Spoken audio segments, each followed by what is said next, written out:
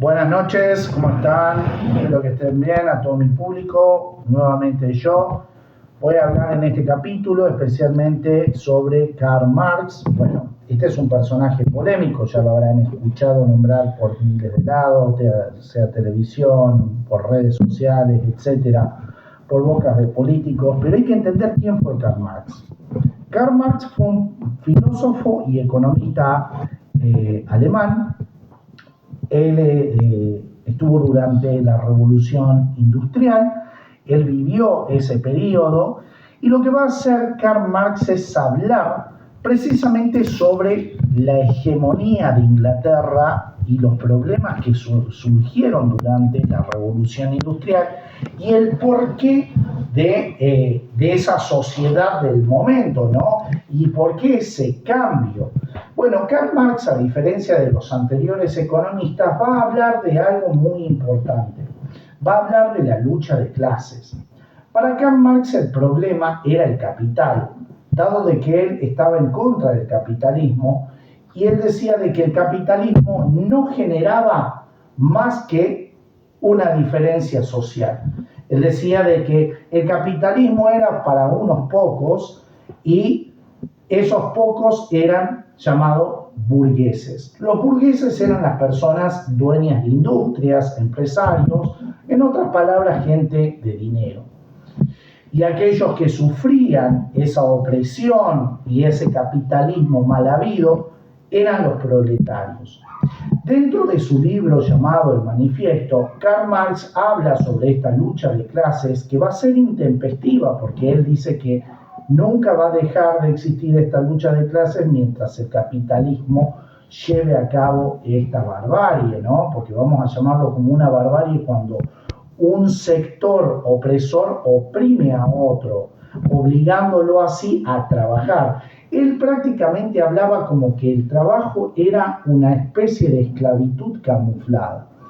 Tengamos en cuenta que en esa época, en la Revolución Industrial, estamos hablando desde las etapas desde 1820 a 1840 y así, porque vamos pasando 3 etapas, incluso se dice que actualmente también es una especie de revolución industrial, pero la llamamos revolución tecnológica. Pero ese modelo continuó. Para Karl Marx también considera que la propiedad privada era un abuso y era un robo. Él consideraba que la propiedad no debería ser privada, sino que debería ser objetiva. Pero voy a explicarle a grandes rasgos cómo Karl Marx definía a lo que debería ser justo.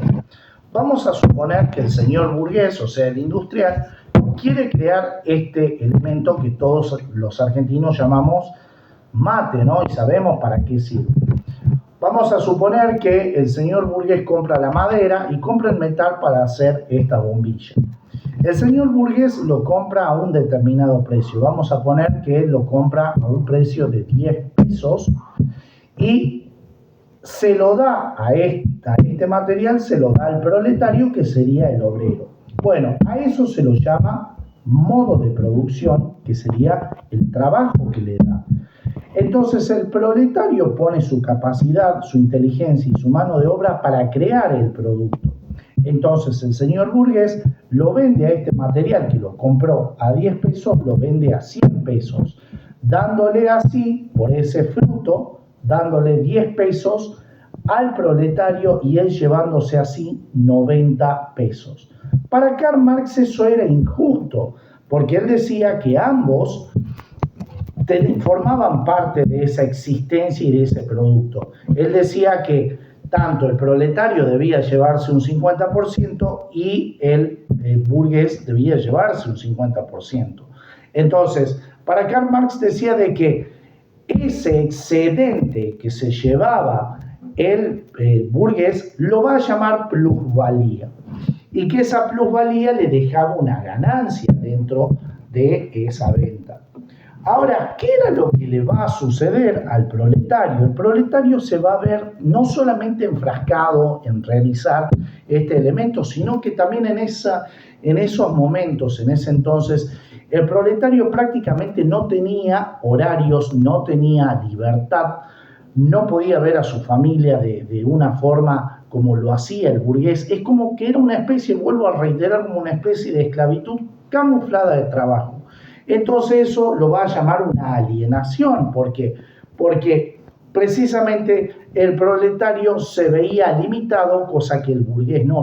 Entonces, lo que hace Karl Marx es empezar a escribir sobre estos procedimientos que tenían estas personas en el entonces, y empieza a llegar a oídos de los obreros, y gracias a esos dichos empieza a formarse un nuevo grupo llamado el comunismo, y por otro lado el socialismo, que es un nuevo ideal que va a seguir la doctrina de Karl Marx, y que lo que hoy nosotros conocemos como el comunismo o socialismo, sus raíces fueron generadas por este filósofo y economista alemán, que lo ha seguido precisamente el proletariado.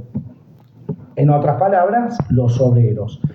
Bueno, sin más preámbulos, aquellos que quieran saber más pueden comentarme debajo de estos videos, los voy a estar leyendo, y bueno, les deseo muy buena suerte. Adiós.